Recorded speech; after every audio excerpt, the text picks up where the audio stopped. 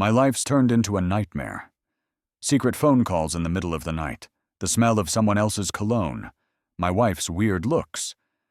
I thought she was cheating on me. But behind her strange behavior was a web of lies.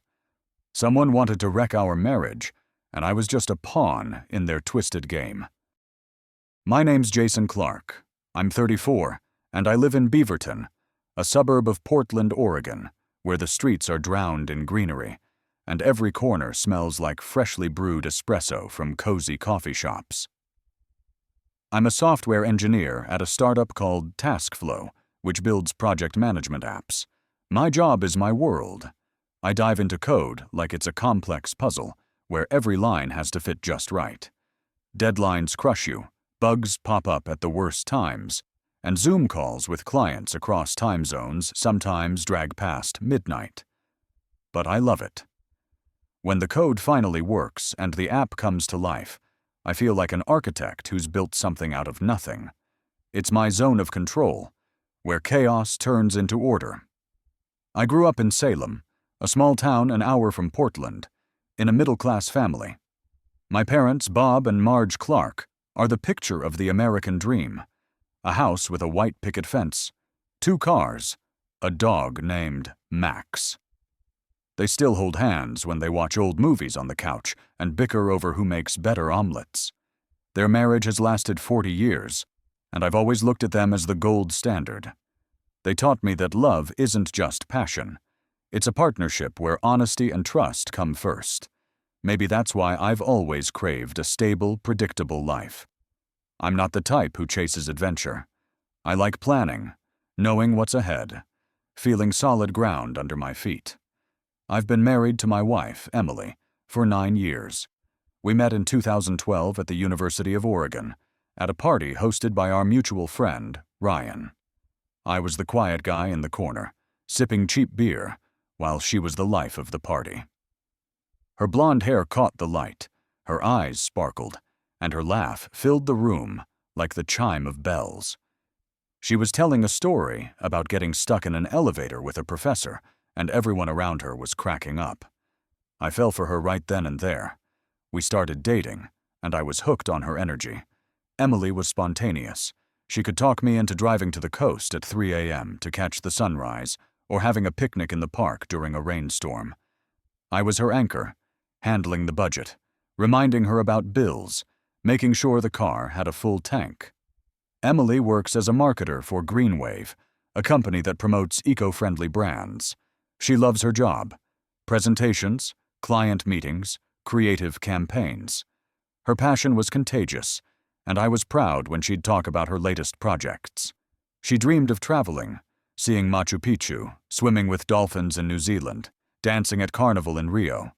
I wasn't as into those kinds of adventures, but I loved hearing her dreams over dinner.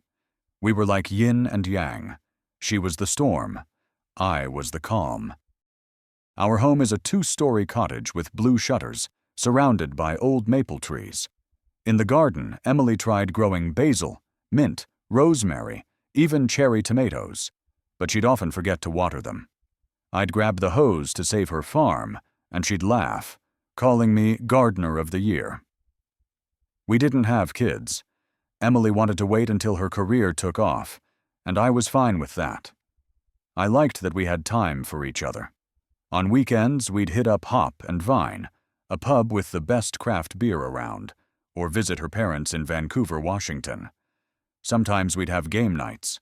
Emily loved Monopoly and always tried to cheat by hiding money under the table. I'd catch her, and we'd laugh until we cried. Other times, we'd just crash on the couch, watching The Office and eating pizza. Life was simple, cozy, happy. I thought I knew Emily better than anyone.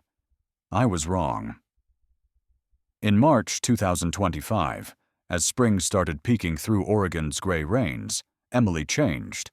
She was always a ray of sunshine cutting through the clouds, but now there was a secretiveness about her, like she was hiding something big. She started staying late at work almost every night, coming home after 8, sometimes closer to 9.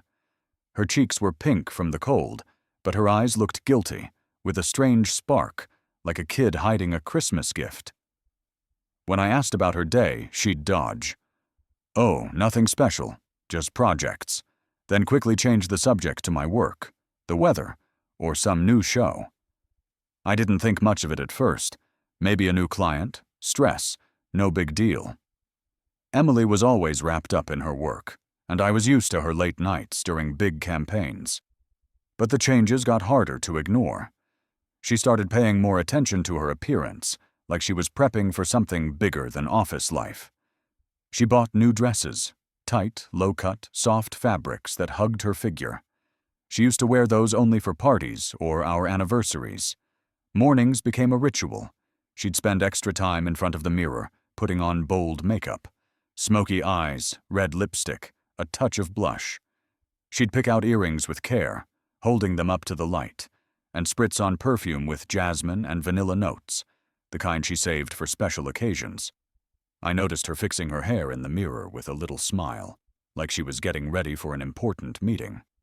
I figured she was planning a surprise for our 10th anniversary in July. Maybe a romantic weekend at the Willamette Valley wineries, like in 2018, when we drank Pinot Noir under the stars, holding hands. I started daydreaming about rekindling those days when we couldn't keep our hands off each other.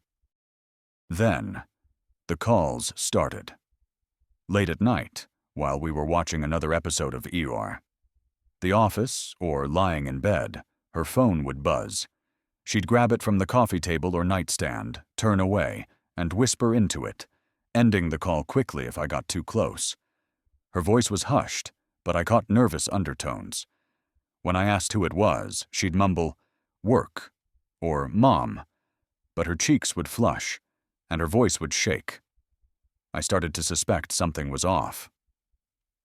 Emily was never secretive. She used to leave her phone on the kitchen counter, not caring about passwords, and even asked me to answer calls if she was busy. Now she took it to the bathroom, like she was scared I'd see something I shouldn't. One time, I saw her flip her phone face down when I walked into the kitchen with my coffee. My heart sank.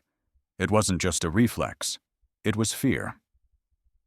In early April, she came home around midnight. I was in the living room, scrolling through work chats, when I heard the key turn in the lock. She walked in, tossing her coat on the rack, and I immediately smelled it. Men's cologne, sharp, with cedar and sandalwood notes. Nothing like mine. Her lipstick was slightly smudged, her hair messy, like she'd spent the evening somewhere other than an office. I asked where she'd been, keeping my voice steady. She said she was out with friends at Teardrop Lounge in the Pearl District, but her voice wavered, and her hands fidgeted with her bag's strap. She couldn't meet my eyes, staring at the floor. My chest tightened. I'm not an idiot. I know what someone hiding the truth looks like. But I didn't want to believe the worst. Not with Emily. Not with the woman who vowed to stand by me through thick and thin. I tried to brush off the suspicions. Maybe she was with friends. Maybe someone spilled cologne. I told myself it was nothing, but deep down, it felt like the ground was slipping away. I remembered her coming home from a work party once, laughing and smelling like wine, telling me how a coworker tried dancing with her, but she brushed him off. I trusted her then. Now, every move she made felt like a mystery. I started noticing details I'd missed before. Emily began washing her clothes right after work, tossing dresses and blouses into the machine, like she was afraid I'd see stains or evidence. She used the hot cycle, even for delicate fabrics, which wasn't like her. She'd shower the second she walked in, something she never did. She used to flop on the couch in her work clothes, complaining about traffic, but now she'd rush to the bathroom, like she was washing away more than just exhaustion. I noticed she changed her phone password. One day, I asked to check the weather on her phone while mine was charging. She hesitated, muttering something about new work security rules, and handed me her old iPad instead. It felt like a punch to the gut. Emily never hid her phone from me. Never. I felt an invisible wall growing between us, brick by brick. She kept mentioning her coworker, Nathan. She'd talk about how he helped her with a new client's ad campaign, how he loved riding his motorcycle along the Oregon coast, how he'd just gotten divorced and was finally free. These weren't just work stories. There were too many personal details for a random colleague. She mentioned him bringing her coffee from Stumptown, talking about his hiking trips in the Cascades, living life to the fullest. Her eyes lit up when she talked about him, and I couldn't tell if it was admiration or something more. I tried talking to her, but whenever I brought up her behavior, she called me paranoid. "Jason, you're overthinking it. I just need some space," she'd say, looking away. But the more space I gave her, the further she drifted. My mind started painting the worst scenarios. I imagined her laughing with Nathan at a trendy Portland bar, him touching her hand, them riding off on his motorcycle down Highway 101, wind in their hair. I saw them in a cozy restaurant, candles casting shadows on their faces, her smiling at him the way she used to smile at me. I lost my appetite, stopped sleeping. Every night, I'd stare at the ceiling, asking myself, what did I do wrong? Why is she pulling away? I started checking her bag while she slept, but all I found was lipstick, keys, and a couple of Starbucks receipts. I felt guilty for it, but the suspicions were burning me from the inside. I noticed how she avoided my eyes at dinner, how her smile felt forced, like she was playing a role. I started losing myself. At work, I'd stare blankly at my screen, missing bugs I'd normally catch right away. My coworker, Tom, asked if I was okay, but I brushed it off, not ready to open up. I didn't want to be the guy whining about his wife, but inside, I was screaming. I remembered Emily once saying she hated lies, that trust was everything. Now she was the one building a wall of secrets. It all came to a head in early May. Emily said she was going to dinner with her sister, Lindsay, at Le Pigeon downtown. She left, all dolled up in a new emerald green dress I'd never seen. I went to Trader Joe's for groceries and spotted Lindsay in workout clothes, holding a basket of yogurt, avocados, and almond milk, chatting with the cashier. I walked over, said hi, and asked how dinner with Emily went. Her face fell. "Dinner? I haven't seen Emily since last week," she said, frowning. My heart dropped. Emily was lying. I went home, feeling my insides twist. I couldn't pretend everything was fine anymore. I started looking up private investigators, even though the idea felt insane. I didn't want to be the guy spying on his wife. But I couldn't live in this hell, not knowing the truth. I sat at my laptop until 3 a.m., reading reviews for detective agencies, my eyes stinging. My life was falling apart, and I didn't know how to save it. Last Wednesday, May 7th, the rain was pounding on our cottage windows, the rhythm only making my anxiety worse. I was in the living room, scrolling through work chats to distract myself, when my phone rang. It was an unknown number, but I picked up. It was Sarah, Emily's friend, clearly drunk. Her voice was slurred, words jumbling together, but I caught her bragging about how she and her friends shook me up. "You should have seen your face when you brought her roses," she giggled, gasping for breath. I froze, my blood running cold. She spilled that she, Kelly, and Rachel convinced Emily to pretend she was having an affair to make me remember how much I love her. They called it Operation Spark. Sarah explained how they planned it all. Late-night calls from different numbers. Cologne Kelly sprayed on Emily's clothes at a bar. Even digging up details about Nathan from his LinkedIn and Instagram to make me think he was a real threat. They laughed, watching me chase her, buying flowers, booking restaurant tables, trying to save our marriage. I was stunned. My mind went blank, trying to process it. Relief hit first. She wasn't cheating. My Emily wasn't with another man. But then rage crashed over me like a tidal wave, wiping out everything else. My wife deliberately made me suffer, watching me lose my mind with jealousy. She knew I was losing sleep, weight, faith in our marriage, and she kept playing along. She saw me buying her roses, booking a table at Farmhouse, her favorite restaurant, trying to win her back, and all the while she was sharing my reactions with her friends, like I was the star of their reality show. Sarah mumbled something about fun and hung up, leaving me in silence, broken only by the rain. When Emily got home, I was in the living room, gripping my phone so hard, my knuckles were white. She walked in, shaking off her wet coat, and froze when she saw my face. I told her about Sarah's call, trying to keep my voice steady, though I was boiling inside. She went pale, her eyes filling with tears, and started apologizing, calling it a stupid prank.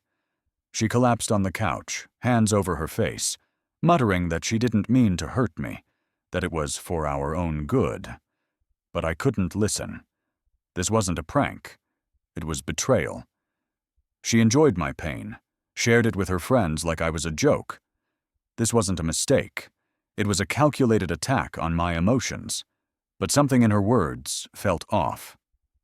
She mentioned the idea didn't come from her friends. It came from her brother, Travis. Travis is a 38-year-old bartender, a bachelor who always struck me as slimy. He lived in a tiny apartment in Nob Hill, worked at Vault, and constantly meddled in Emily's life. He gave her advice on her career, finances, even how to dye her hair. I never liked him, but tolerated him for Emily's sake. He was her big brother, and she looked at him like he was a hero. But I always sensed something dark in him. His smirk, his sarcastic jabs, his habit of cutting me off at family dinners. Now I suspected he was the key to this mess. Why Travis? How was he involved? My heart raced as I realized Sarah might have only scratched the surface. I couldn't stay in the house where I'd been so humiliated.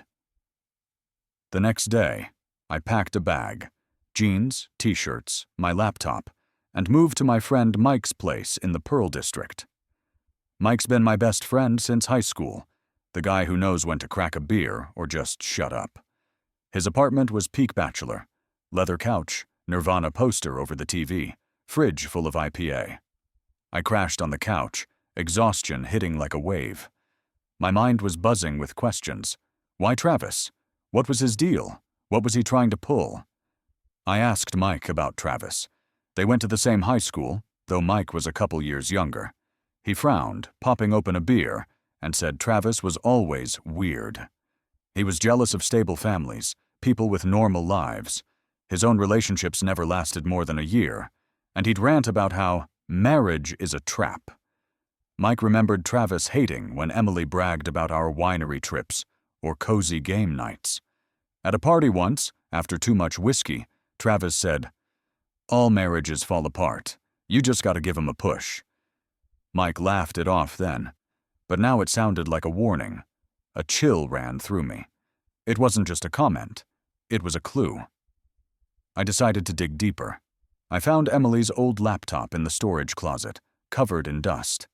It was heavy, with a cracked lid, but it booted up fine. I cracked the password. It was the same as her old phone, Sunset 2020. In her email, I found messages from Travis going back to January. He wrote that I was too boring, that Emily deserved more, and suggested shaking me up. He sent her sketchy blog articles with titles like How to Test If He Really Loves You, and links to forums where women discussed similar experiments. He even pitched hiring an actor to call her at night pretending to be a coworker. But Emily shut that down, writing, "Travis, that's too far." This wasn't just advice, it was manipulation. Travis was playing on her fears that our marriage was dull, that I didn't appreciate her. He was pulling the strings, pushing her toward this plan like a puppet master. I was furious. Travis wasn't just egging her on. He wanted to destroy our marriage to prove a point. I remembered how he'd look at me at family dinners, that slight smirk, like he knew something I didn't. He was too close to Emily, always meddling in her choices, criticizing me for lacking ambition. He once said at dinner that I wasn't in her league, and I let it slide, thinking he was joking. Now I saw his true colors, a guy who couldn't stand other people's happiness. But there was more in the emails. In February, Travis wrote, "You're too young to be stuck with him. Let's show him what he's losing." This wasn't just a plan, it was his revenge. I remembered him getting drunk at a party last year, saying I didn't deserve Emily. I thought he was just wasted. Now I got it. He hated our marriage because it was happy, while his life was a mess. His apartment was littered with empty bottles, his career a string of failures, his relationships short and toxic. Our marriage was a mirror showing him his own flaws. I found another email where Travis wrote, "If he doesn't fight for you, he's not worth your time. And if he does, you'll see how easy he is to control." This wasn't advice. It was a strategy. He wanted Emily to see me as weak, dependent, a puppet in their game. Rage mixed with pain. My wife wasn't just a victim. She was complicit. I decided to meet Emily to figure out how deep Travis's control went. We agreed to talk at Stumptown Coffee downtown. It was pouring rain, and I sat by the window, watching drops slide down the glass. Emily walked in, shaking water off her umbrella, wearing an old sweater she used to love. She looked worn out, dark circles under her eyes, no makeup. Her hair was in a messy bun, and for the first time in months, I saw the Emily I knew. But I didn't feel warmth, just cold determination. I asked why she listened to Travis. She stared at her latte for a long time before saying he'd always been her compass. Since childhood, he was the big brother who protected her from bullies, helped with homework, gave advice. She trusted him more than herself, but now she was doubting him. She admitted Travis convinced her I was dimming her light, that she was losing herself in our marriage. He said I was too predictable, that I wasn't letting her live fully. He suggested sparking jealousy to save us. She believed it would work, that a little jealousy would bring back the passion. I showed her the printed emails from her laptop, dozens of messages where Travis manipulated her. She went pale, but didn't deny it. She said Travis called her almost daily, insisting I wasn't the right guy if I didn't fight for her. He gave her a script, late calls, cologne, hints about Nathan. He even wrote her a cheat sheet of phrases to make me suspicious. Her friends, Sarah, Kelly, and Rachel, jumped on board, adding their own touches. They had a group chat called Operation Spark, where they laughed about my reactions, calling me cute, naive, predictable. Emily showed me screenshots, hundreds of messages mocking my attempts to save our marriage, photos of the roses I brought, jokes about how I was falling for it. It felt like a knife in my chest. I asked why she didn't stop when she saw me suffering. She cried, saying Travis convinced her it was for our good. She admitted she was scared of losing me, but believed a little jealousy would revive our marriage. She said she got a thrill from the control, seeing me bring flowers, book restaurants, try to win her back. It was like a game where she was the star player. She got a rush watching me chase her, but she didn't realize how far it went until Sarah spilled the beans. She said Travis pushed her when she doubted, telling her, "You can't stop, or he'll never change." I looked at her, trying to find the Emily I loved. All I saw was a stranger who let her brother manipulate her, knowing it was tearing me apart. I asked if she knew Travis hated our marriage. She hesitated, looking down. She admitted he always criticized me, but thought it was care. He told her I was caging her, that she deserved a real life. She started believing him, especially when he brought up her dreams, travel, adventures we'd put off. Pain shot through my chest. I always supported her dreams, but we agreed to save money, plan together. I wasn't against her freedom. I was her partner.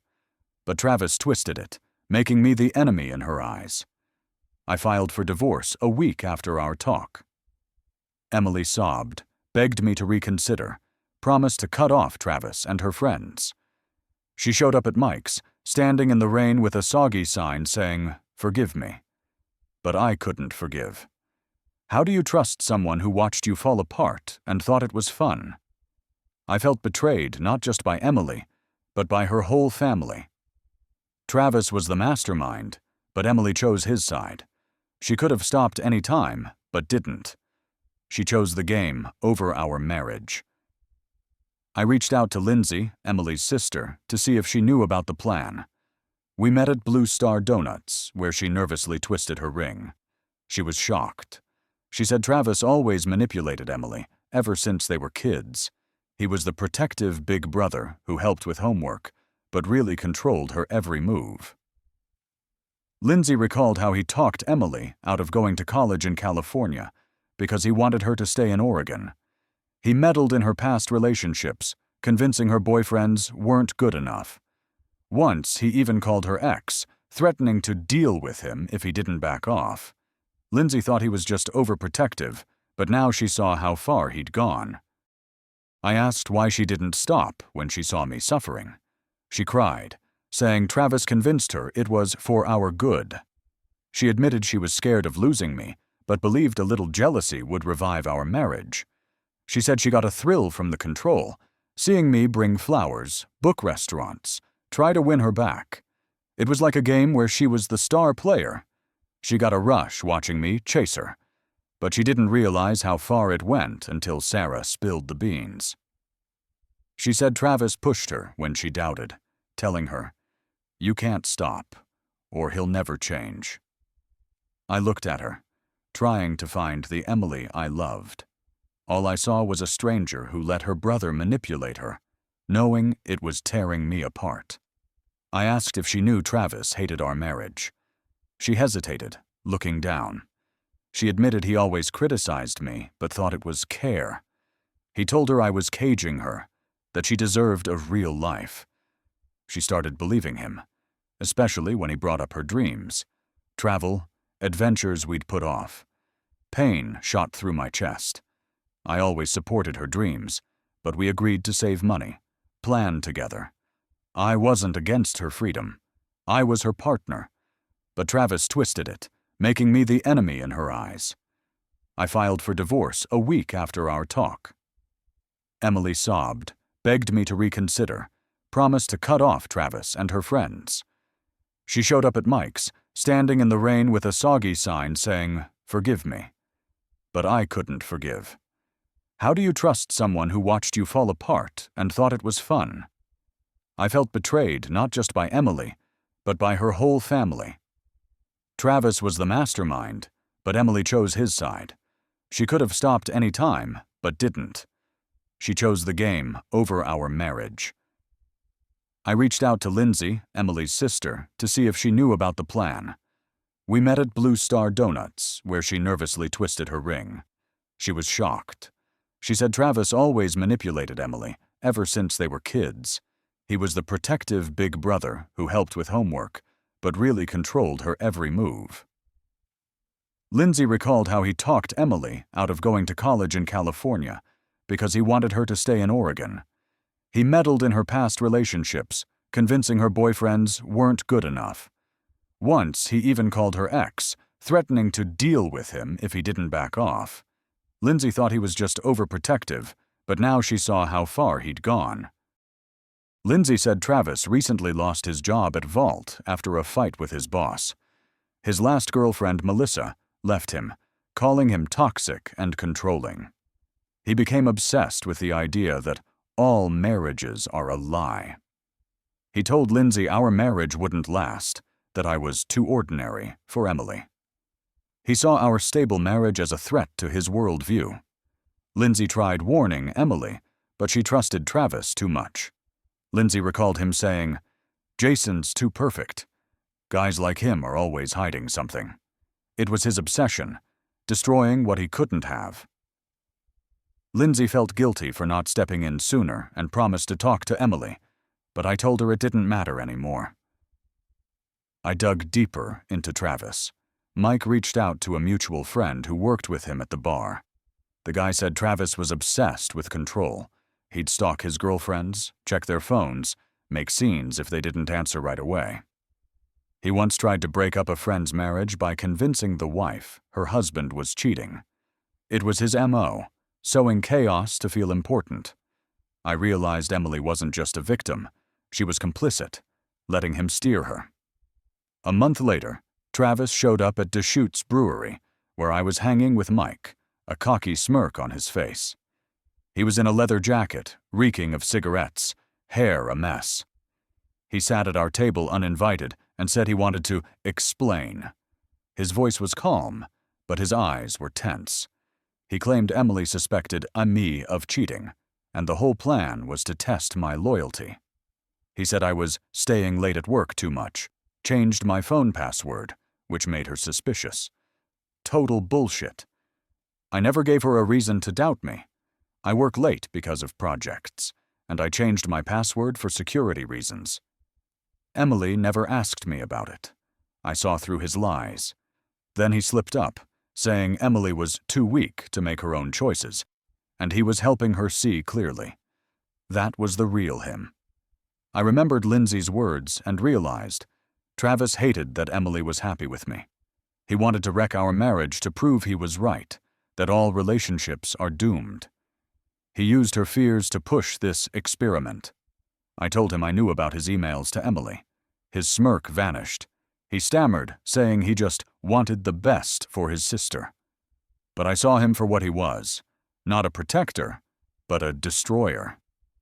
I stood up, tossed cash on the table for my beer, and said, "You lost, Travis. You tried to break us, but you only broke yourself." I walked out, leaving him standing in the bar, his face full of rage. Mike slapped my shoulder, saying I gave him what he deserved. But inside, I felt hollow. Travis was the enemy, but Emily let him into our lives.